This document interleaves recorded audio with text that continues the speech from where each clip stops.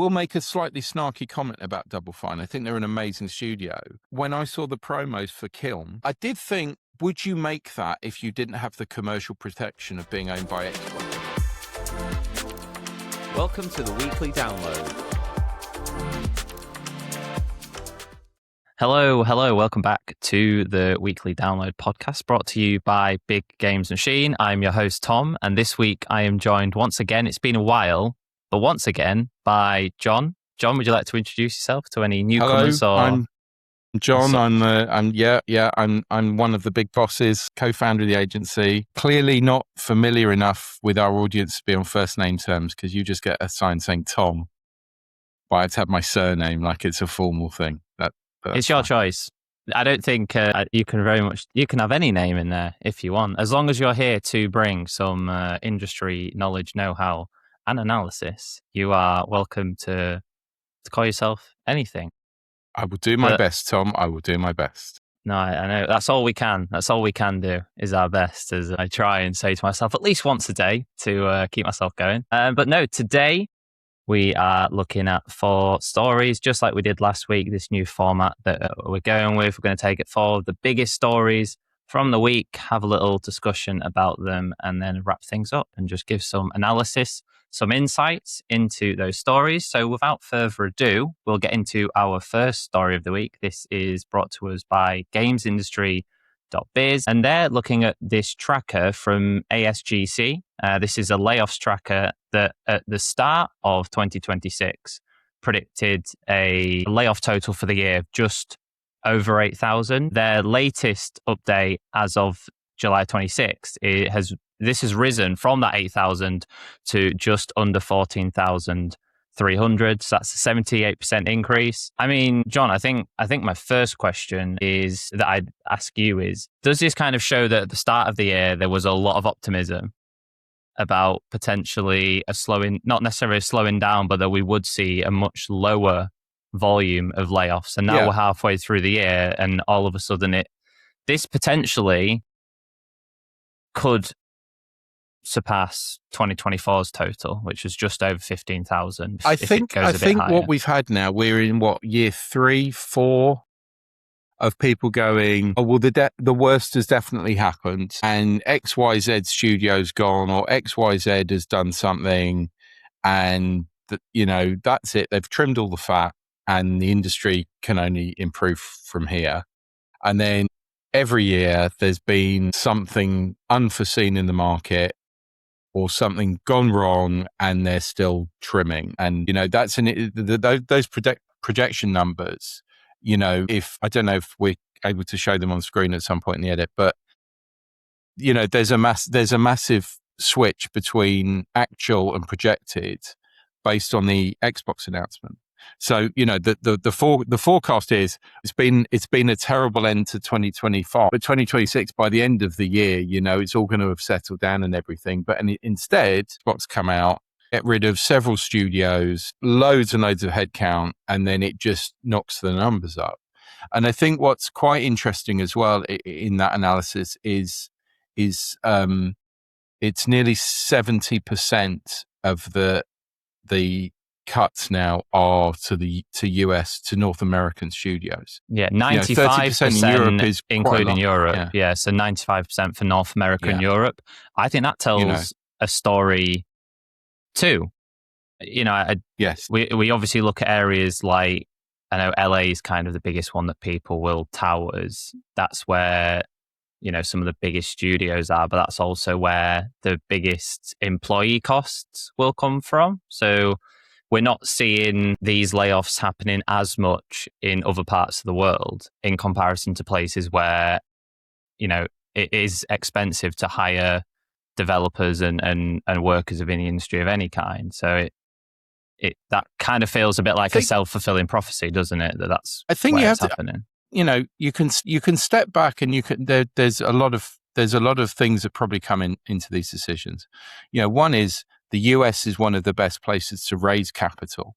So a lot of the overinvestment that a lot of these cuts are still a legacy from have been done in the US. The US capital markets, private capital, companies that have gone public, the massive private acquisition of Activision by Microsoft, everything like that, that all depends on there being a lot of investment money around. And if you speak to anyone involved in raising money and getting funding, the US market is always the best for getting money because people are naturally going to take more risk with it. So first off, the US market is the place that you could say overinflated and therefore has seen the biggest contraction. The other thing is, and we're going to, actually all of today's stories are connected to this story in some way. American workers have some of the lowest protections.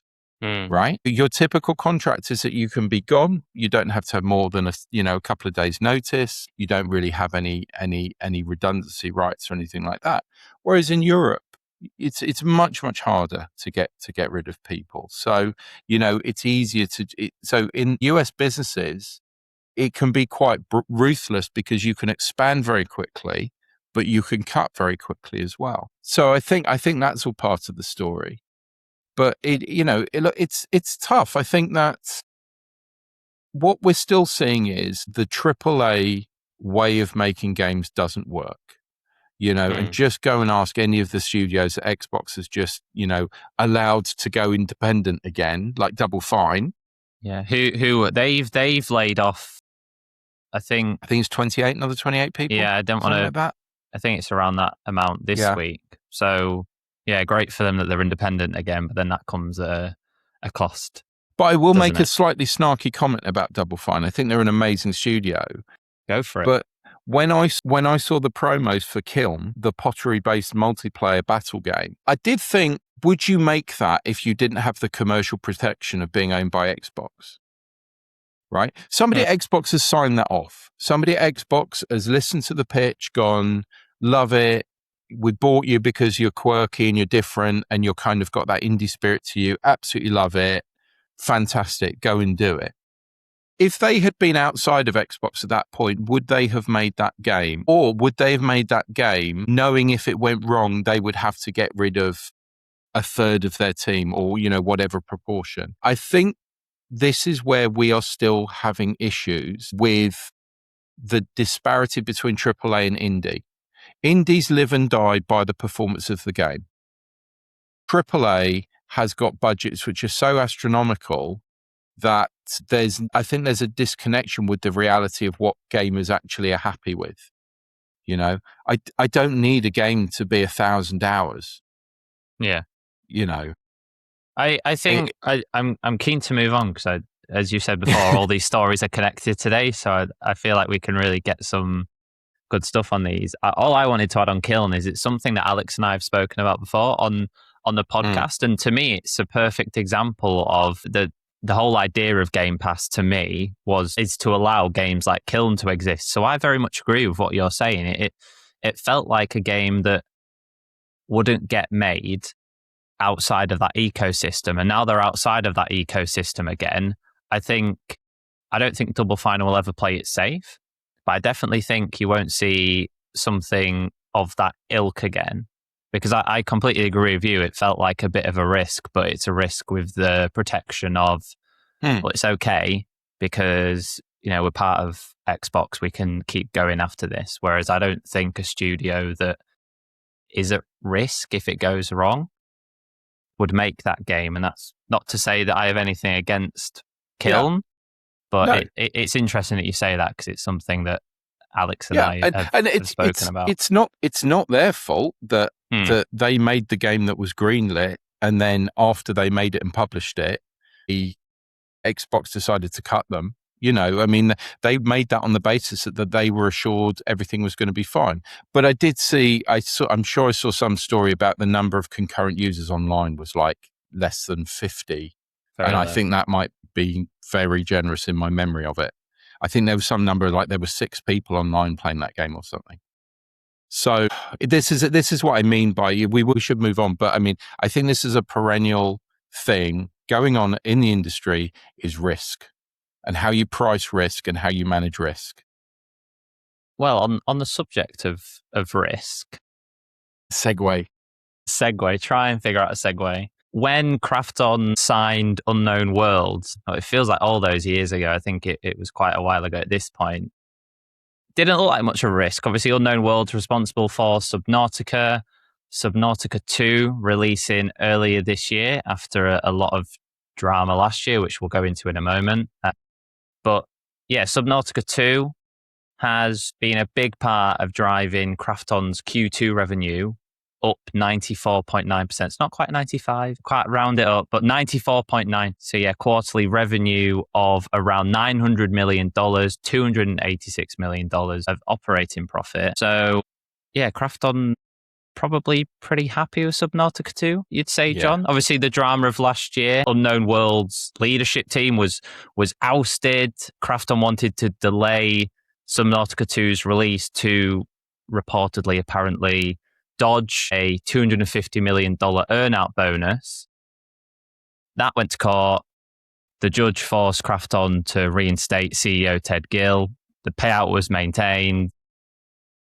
And then it's come out, they've got their payout. Ted Gill has left. He's done his job.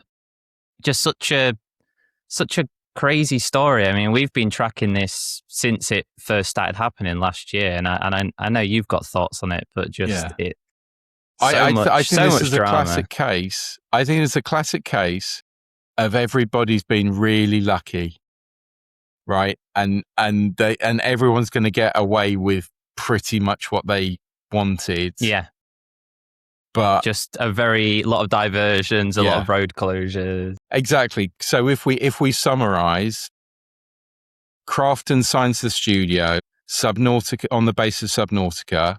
Somebody somewhere gets a bit overexcited, agrees to a $20 million performance bonus for the studio heads. $250 million. $250 million. Yeah. Sorry, $250 million. The bosses at Krafton get cold feet, use ChatGPT to come up with a way of sacking them to get out of the bonus. This is all true, by the way. That last bit, that is true. Get taken to court, lose, have to be rehired, and the bonus reinstated, and then the game is so successful in early access that it's made them their money to pretty much cover the bonus, and it looks like it's going to go on to be one of their best performing ever games. So you'd have to imagine so. 5 million units. Yeah. I think it was 2 million within 2 days. I think its opening weekend was over 2 million. So I think they've all just about got away with this one because it's been commercially successful enough that the bosses at Krafton have kind of can just get away with it. And the studio heads will get their money and gamers are getting a game that they really like. And so I think that this will all be forgotten in the mists of the games industry. And it will only be people like ourselves who'll be sitting there going, do you remember with that thing with Krafton where they used ChatGPT It'll be a hell of a book one day. It will be a hell of a book one day when someone's willing to sit down and talk about it. But I mean, it goes back to what I was saying about risk, right? Who on earth thought that the numbers involved in the games industry can cover a $250 million But John, it was the COVID bonus. fever dreams. Come on, we remember what those times were like. Complete madness. They were just like, okay, guys, we really want to sign them. How much can we offer them?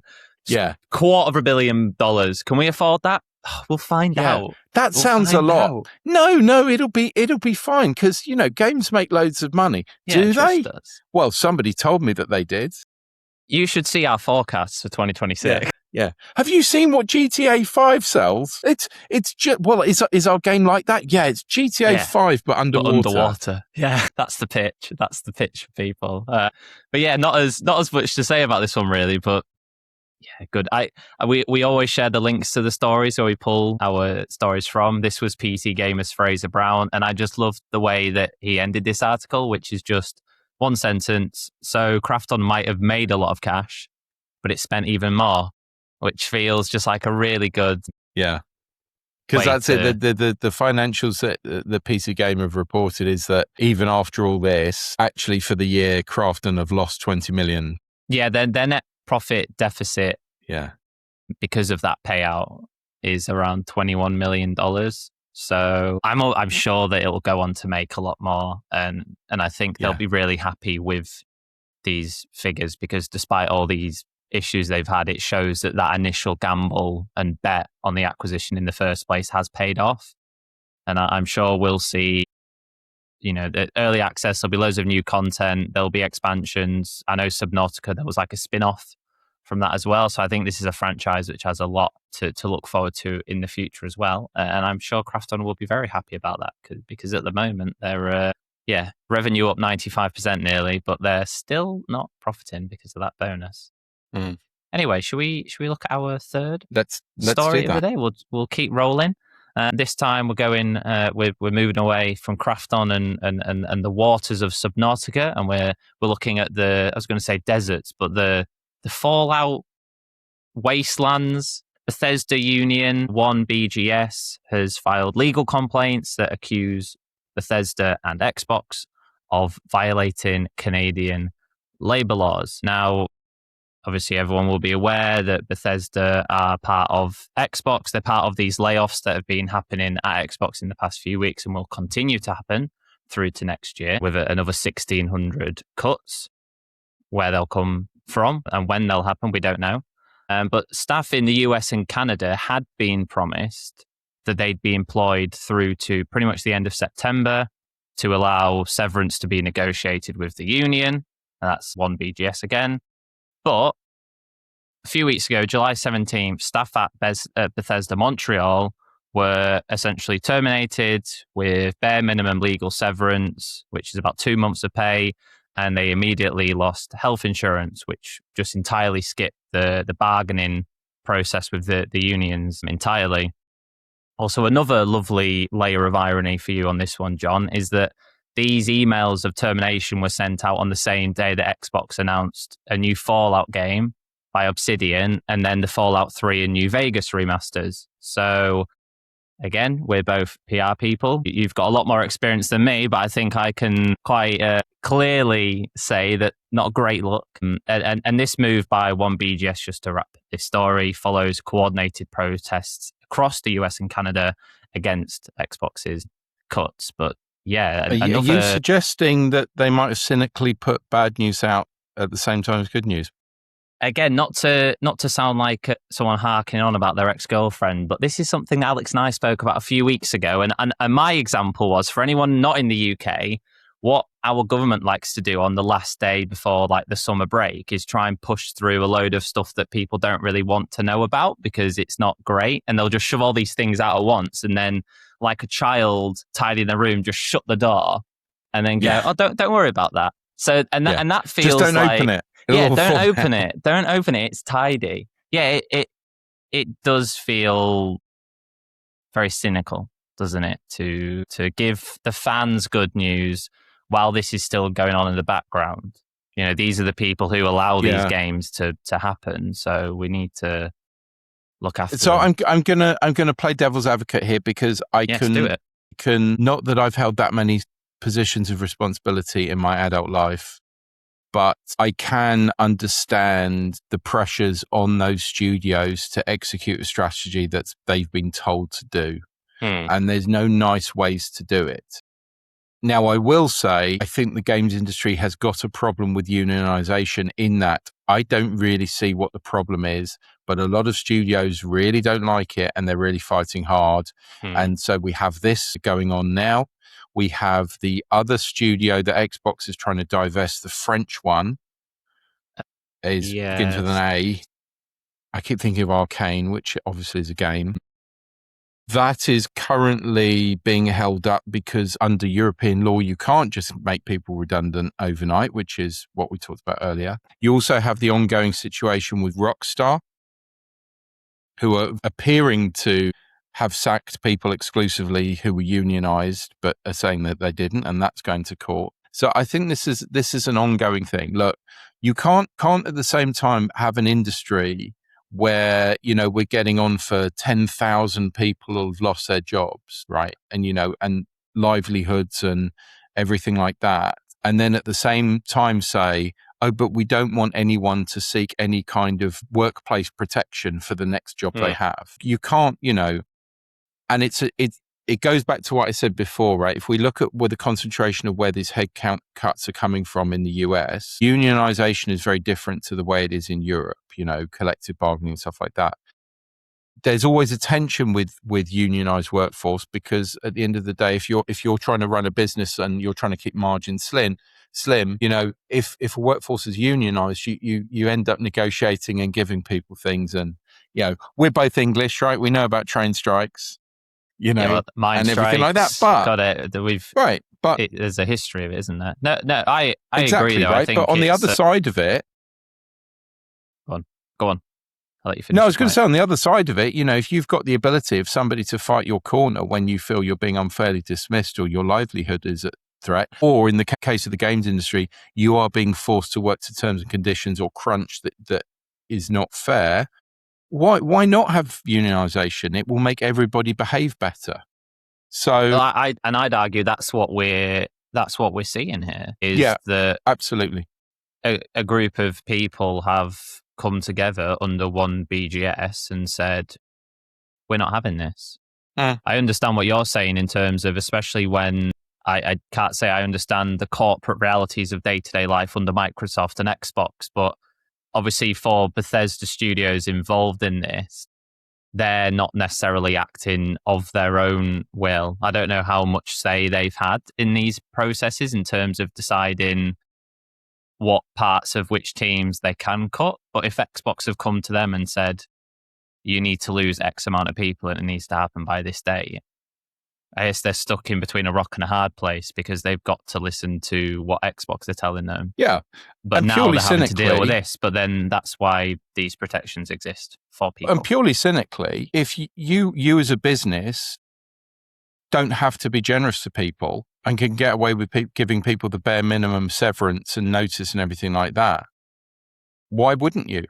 Again, unfortunately, moral judgments don't come into running businesses sometimes. And I think this is a case where there's no morality in these decisions, is there? But I think, but this is the thing about the games industry is actually, I think, coming from gamers, from the majority of gamers, there is a belief that because it's a creative industry, that morality is part of it, right?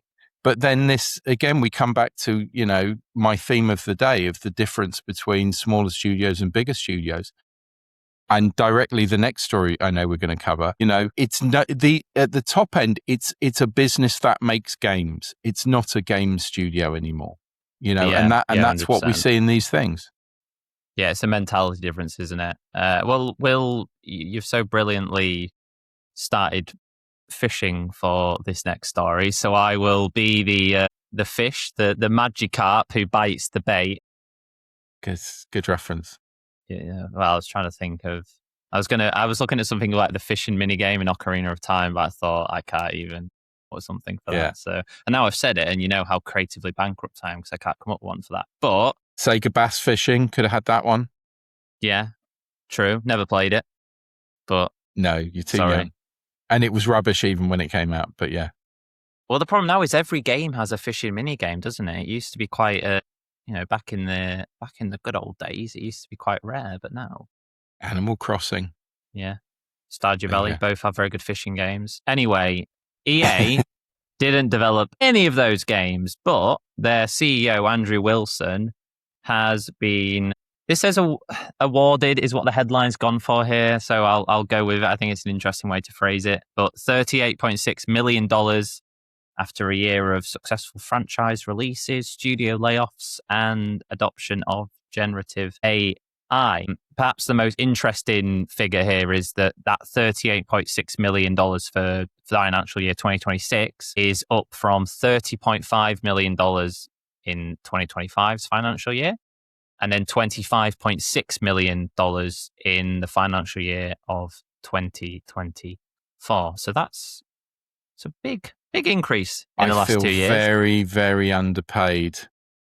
Very a little bit, but and this is where we get excited because he's not getting paid that much, John. He's only getting paid $1.3 million as a salary. Right. Okay. See, this is where you're going wrong. So only $1.3 million on the salary, $28 million in stock awards, $6.5 million in performance bonuses. Wait to hear what they're for.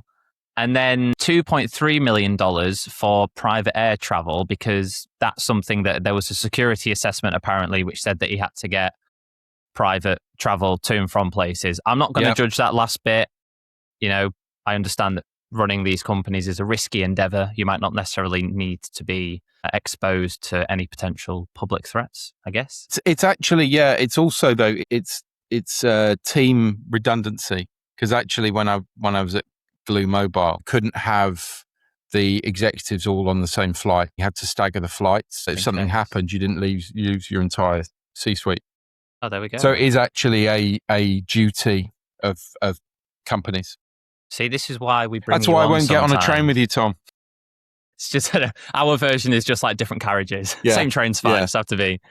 I'll go in first class.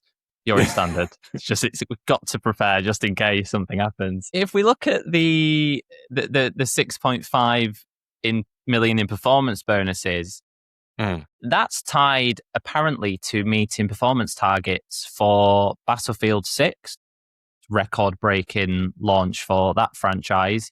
EA Sports FC, although that's particularly the mobile side of that, but EA Sports FC continues to be a huge, particularly the microtransactions in that, a huge driver of revenue for EA. They're at the early access release of Skate, which by all accounts was less than ideal, so that's interesting. But more interesting is one of those targets was tied to the implementation of generative AI. And I know this is something just before we started you were speaking about, so I'd love you to share a bit more of that, the business insight you were talking about, and how companies how this is that example of video game companies starting to be a bit more businessy with these payouts. I was just basically drawing the analogy between what you're seeing in the wider tech world, and not even tech really, kind of a lot of service and enterprise businesses where they've really leapt on the generative AI bandwagon and they have been aggressively cutting staff and replacing them with AI because for some reason they believe that's a better outcome. But it is, if you are a business in a capitalist system, you have a responsibility to make money. And one way to make money is to spend less money running your business. And so an awful lot of companies have invested in AI for that reason. And that's what I was saying, Tom, really, is like, don't look at this necessarily as a creative decision, because I bet if you look into it, the generative AI is going to be used for productivity. So it could be, so for example, like, do we as an agency use generative AI? Not really, but we do, because we do note-taking, we do transcriptions, we do things that are not like at the forefront of the creative work we do, but we use it as a tool for productivity. So he may well have been given a target to bring in productivity gains, back-end tools and stuff like that. They're going to have AI built into them. It doesn't necessarily mean that, the success of Battlefield is because they've AI generated the character art or anything, but it's going to be part of their pipeline. He would get an incentive for making the business more efficient. Whether that's tied to the acquisition getting over the line, I don't know. No, but it's like you said, his job is to make EA money. He's clearly doing that. I think you raise a really good point about how on the outside, we don't really know how studios are using generative AI unless they come out and speak about it. I know Epic have been very upfront around the role that AI is playing in asset creation for them. But it's something that we covered in the newsletter a few weeks ago. I'll include it in the links for today's episode because it relates to this. But there was a poll a few weeks ago that the Japan Online Game Association published. And you can tell I'm reading from a previous script here because my eyes are locked on. But this poll spoke to Japanese developers who worked on online games, and 100% of those surveyed said they did use generative AI, but the most popular software was Gemini, 94%, Claude, 84%, and then Copilot, 76%. So nothing else to that story this week, but I think it backs up what you're saying, in that we do see those 2 words or 2 letters now, and it instantly draws up certain notions, but we don't really know how EA are using this, and I wouldn't read too much into it being tied to a performance bonus, other than, as you've said, and I think I've learned that from you today, from you talking about it, is that, the shareholders are saying everyone else is doing it. We need to look at how we can use it to be more productive, to streamline things. Andrew Wilson has gone into the organization and done that to a level that they're happy with. And he's been given $6.5 million for other reasons, but including that, which I'm sure he's delighted with. I'm sure he's done a lot of good things. Whether anyone is worth that kind of bonus in this climate when your studio has got rid of a load of the Battlefield 6 development team is an entirely different question. But look, earlier in the year, I went to a really good panel discussion that our friend Pat Garrett at The Knowledge put on. And I can't remember the gentleman's name, but very nice guy. I think he's co-head or head of the Cyberpunk studio, ex-Activision. And there was a discussion about generative AI use, and the much smaller studio that was on the panel were like, we won't touch it, we don't believe in it, we're all about human creativity, blah, blah, blah. And he just said, if my team don't have to make the texture for some boulders and rocks, then they can work on something else. Why would we not use it if we can take off menial tasks? And I think you're just going to get a lot more people just have the pure time economics of getting developers to do good things. And so I just think it'll creep in, that's the way it'll go. I'll let you have the closing thought on that, because I think it's a very succinct thought. For that covers our big serious conversations for the week. I thought the last thing we'd look at this week, very quickly, of course, on events. This is our new little thing we run through now. The only event this week, and we spoke about it last week, is China Joy, and Alex is there right now, hence why John has so delightfully stepped in. I'm a Temu version of Alex. Or is Alex a Chinese version of you? In there. Good. I like that. So Alex will be back next week, potentially. We'll be running through a few of the things that have happened at China Joy. But yeah, China Joy happening technically starts tomorrow. There's already things happening today. So if you're somehow in China and you might be going, let us know. If you're not, stay tuned next week, because there'll be other events, I'm sure. Hello to all our Chinese fans out there. Yes, hello. Hello to you all, or anyone Chinese adjacent who can get over to Shanghai in time for tomorrow's event start. But anyway, the last thing I wanted to run through today, John, I know would you say you're a Lego fan, I guess? Are we really Lego fans, or do we just like the things? I'm a Lego fan. Go on. No, hit me with some Lego, Tom. Well, no, it's just I like now with this final thing to just give people something to recommend looking at. And I found this really interesting interview on Nintendo Life, where a few of the designers behind the Pokemon sets have just gone in and spoken about the process behind building the model, especially with the smart brick integration, which Lego have come out in the past and said this is their attempt to be more video gamey, and a lot of the Pokemon sets that are targeted at kids all feature that compatibility. But it's just an interesting interview on that. John, where do you sit on? I don't think you're a huge Pokemon person, are you? So I can't imagine you're particularly interested in the Pokemon Lego sets. But do you have any thoughts on the collaboration itself? I like them. They're not my favorite sets. I think with me, there's so much choice with Lego, and these sets are more like model kits, right? You build them and then you display them, as we can see from your lovely background. With my the Daily Bugle, which I realise isn't a great spot. What I would love to see from them is to just, honestly, they should just do a series of really good, big scale Pokemons, like the Bowser you've got. Like you've got your Bowser figure. Like though, if you've got a really good Pikachu and Charmander and Charizard and like the they have done a favorites, Pikachu. They've done a few.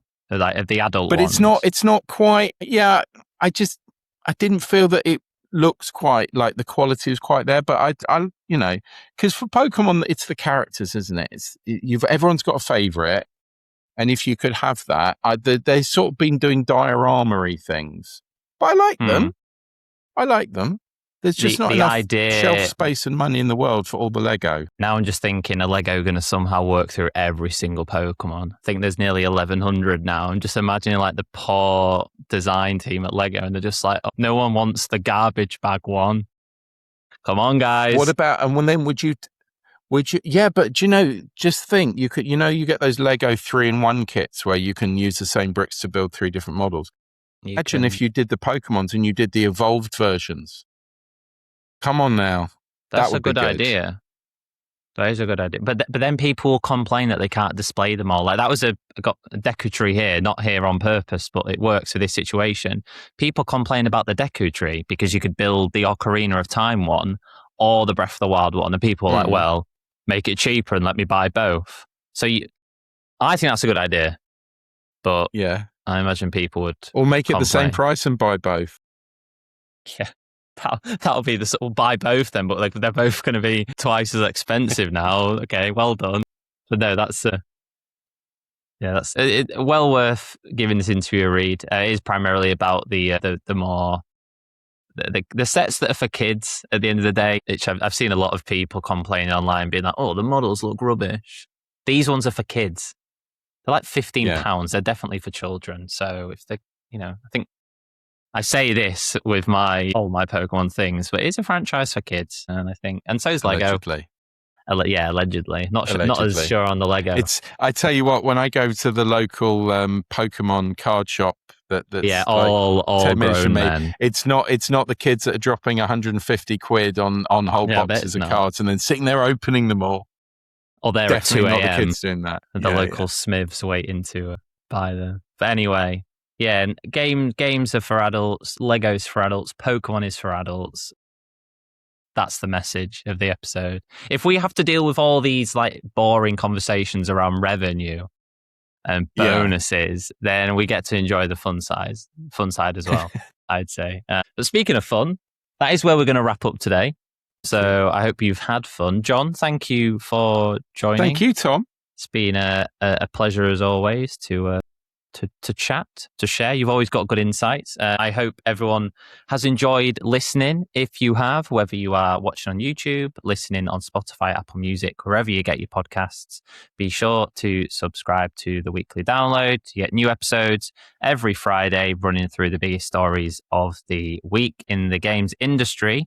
We also, if you're more of a preferer of text, if you like to read, or if you're just looking for more insights into the same stories, we also have the weekly download newsletter, which, also comes out on a Friday, and it's weekly. There's a bit of a theme here, all these weekly things on Fridays.